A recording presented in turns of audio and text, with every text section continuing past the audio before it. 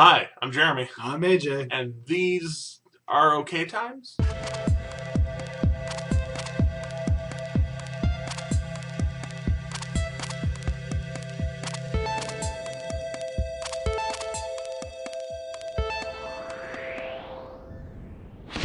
So I feel like a drowned rat because Houston's been raining all over me, but it's okay. So We need the moisture.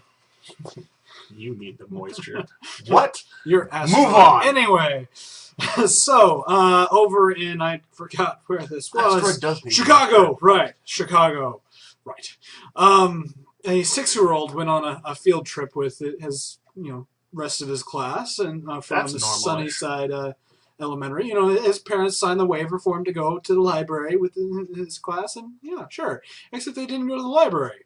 Where did they go, AJ? They went to jail. Really? For a field trip. I was on some of those field trips back when I was younger, and they weren't that weird. Yeah, I remember going to a farm. Anyway, this kid, really started talking to his parents, saying, he was locked up in a jail cell for like 30 seconds or something like that, and getting all up about it. And his parents are like, "What happened? Why are you locking up my son?" The police are like, "We didn't actually lock him up. We did kind of go towards his holding area, and there was one gate we went through, but it wasn't a jail cell, so he might have gotten confused." And there goes my Texan accent leaking through. Yeah. But so there's big debate on this. Either way, my huge thing is, I don't care if they locked him up or not. They told him they were going one place. They signed him to go that one place, and they went someplace else completely. Which is really, really bad. By the way, don't ever do that. We've mentioned go, get on school boards and go be proactive at the like scholastic level. This is why your kid could go to jail. Your kid could go to jail instead of going and learning. Which learning from jail is all fine and good in certain circumstances. Right. But moving on. So, so down in New Zealand, where they have awesome things, there was this girl who would drink 8 to 10 liters of Coca-Cola a day, and allegedly she smoked like 30 cigarettes a day, and really didn't eat, and she had a heart attack. Surprise! For you Americans, that's roughly 2 gallons of Coca-Cola a day. At least. Well, yeah, that's... we have 2 liters here, right? We measure them in 2 liters. That's 5 2-liters a day. 4 to 5 2-liters a day. Oh. I can tell you from personal experience that, that's excessive. At my height, maybe drank 2 or 3, and I'll probably have friends that correct me on that, but 2 or 3 2-liters worth of soda a day, and that was excessive. And I'm huge. Yeah. I'm a big dude. I'm tall, not just like fat. I'm a little even fat on my worst day, I couldn't even get through a full 2-liter. Wow, lightweight. Anyways, what? Moving on. So people are trying to spin this as like the Coca-Cola killer and blah blah blah and toxic levels of caffeine. I can tell you about toxic levels of caffeine, and they won't kill you. They just make you feel weird. But the point is, it wasn't the Coca-Cola's fault. It was the cigarettes and the not really actually eating real food stuff, which is actually why I'm still healthy-ish. I ate real food and a lot of Mountain Dew. Still alive. Okay, just going to cover this one real quick, simply because I don't think there's too much to cover. People are trying to blow this way out of proportion. So over in Vernon, Rockville, Connecticut, police happened upon a guy who had been stabbed. Oh, crap. By the way, stabbing victims have a very short amount of time where it is okay for them to just be laying there bleeding before they start like actually dying really, really fast. Right. So they strapped him to a stretcher, called an ambulance. The ambulance like, we're like 40 minutes away. They're like, well, that's not going to work. That guy's going to die. And so instead of just saying, well, we're going to wait and, he dies, or try and stuff him in the back of the vehicle, which is dangerous, by the way. And illegal. Once you strap somebody to a stretcher, you're not allowed to let him go until the doctor says. They strapped him to the hood of the car and drove him to the hospital. Which is awesome, by the way. Yeah. People are like, oh, they strapped him to the hood. They strapped him to the hood of the car and probably drove slowly. Necessary. Well, they drove as fast as necessary, but they drove. They saved his life. They moved. They acted. They took care of business. And I don't know if they saved his life. That's the other thing. And I don't know if I'm reading this right, but I think I'm reading this right in saying one of the police officers was actually taking care of him as they drove.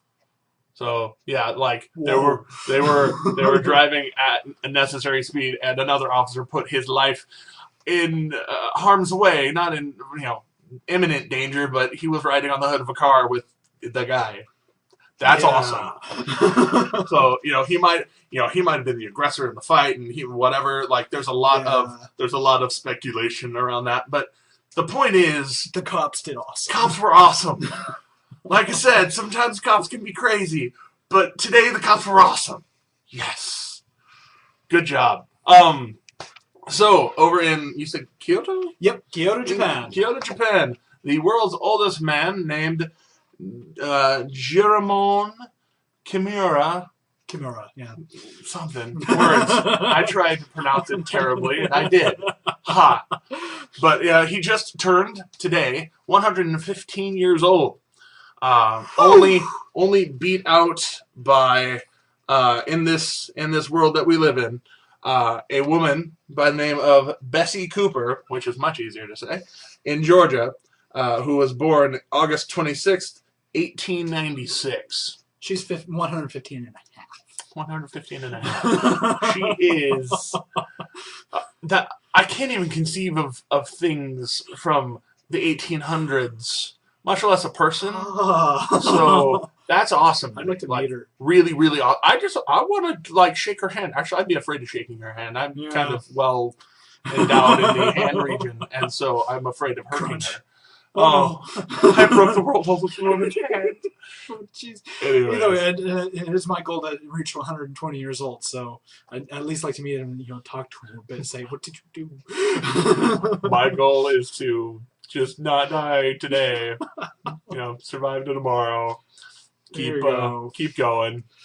Okay, so El Paso, Texas. If you don't know where that is, it's right by the border over in far west Texas. Somewhere over there, we talked about a woman who got shot by a bullet from Mexico and hit her leg in El Paso while she was pushing a stroller, so it really could have hit her kid and didn't, so that kid should feel lucky for the rest of his life. Moving on. Right. Either way, so El Paso, really, really close to Mexico, so put this a little bit of perspective. A guy hauling, 268,000 rounds of ammo. And that's a lot of ammo, and it was legit. It was a legitimate transaction, as they keep saying again and again and again. Took a wrong turn and ended up in Juarez, Mexico. Whoops. I'm not sure how you accidentally stumbled into Juarez, Mexico. Usually people that go to Juarez are trying to run away from stuff, from the U.S. Either way, he did turn around and try to get back in the United States. Evidently, the customs officials in the United States were like, yeah, go ahead. But the ones in Mexico were like, stop! And, searched everything and,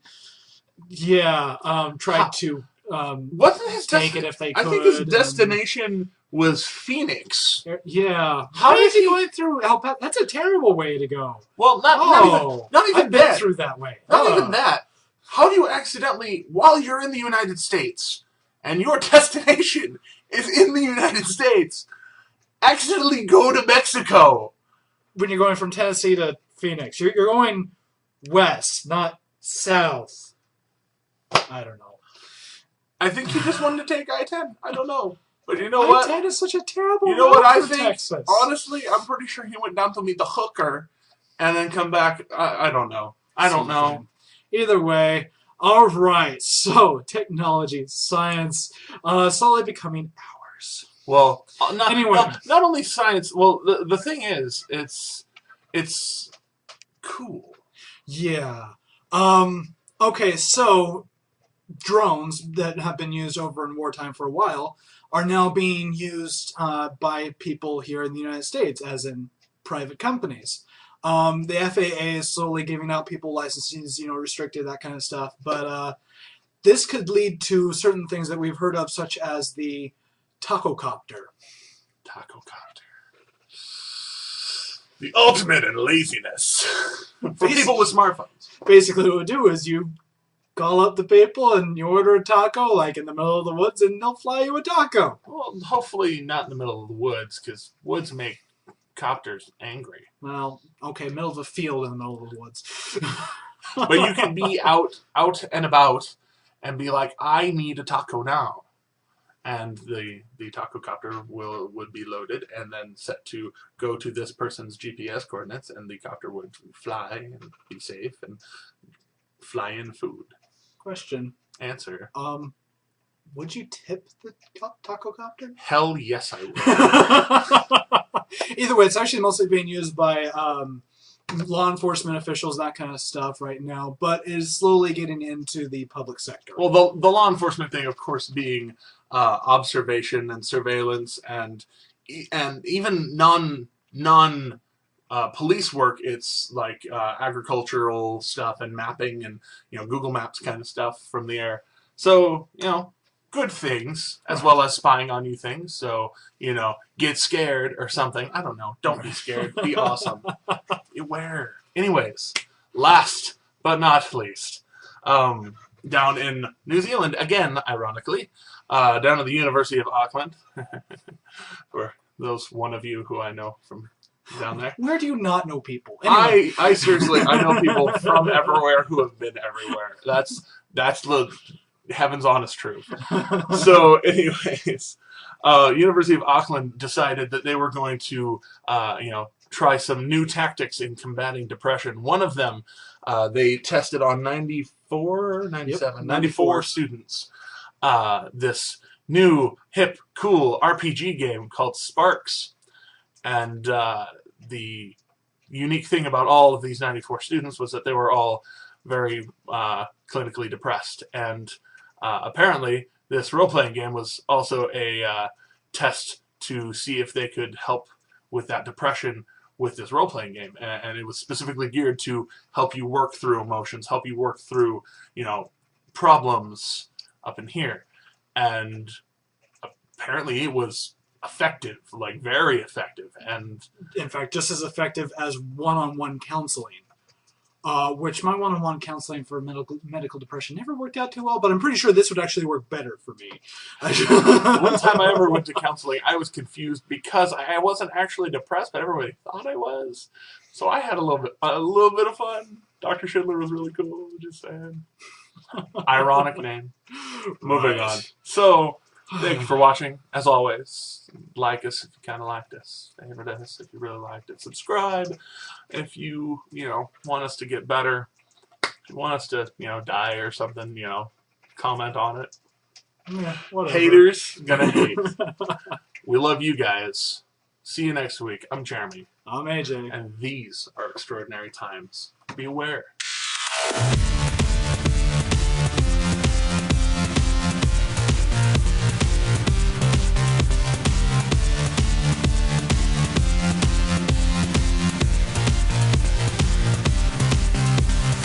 And it's still raining!